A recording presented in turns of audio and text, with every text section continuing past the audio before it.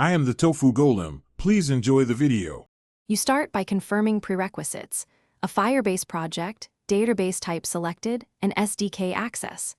Initialize your web project folder now, run npm init or add a cdn script tag to index.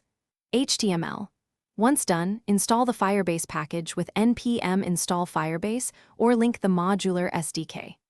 Next, copy the Firebase config object from the console into your site's config file and export it. This gives your site the credentials and imports it needs to speak to Firebase securely. You now wire authentication and initialize the database client. First, import initialize app and the appropriate client functions, like get Firestore or get database, then call initialize app Firebase config. Make sure to enable the auth providers you plan to use in the Firebase console and implement sign-in handlers so requests are properly authorized. Once authenticated, create a DB instance and write a small test. Add a document or set a value. If the test succeeds, you know credentials and rules are communicating correctly. Finish by deploying and verifying end-to-end behavior.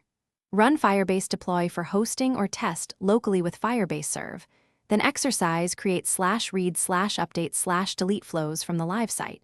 Make sure to tighten security rules and retest both authenticated and public access to avoid surprises. If something breaks, check Browser Console and Firebase logs for permission or network errors. One key troubleshooting tip: if reads fail, immediately inspect your security rules and auth state. Most integration issues stem from mismatched auth or overly restrictive rules. Thanks for watching. Consider subscribing if we helped you today.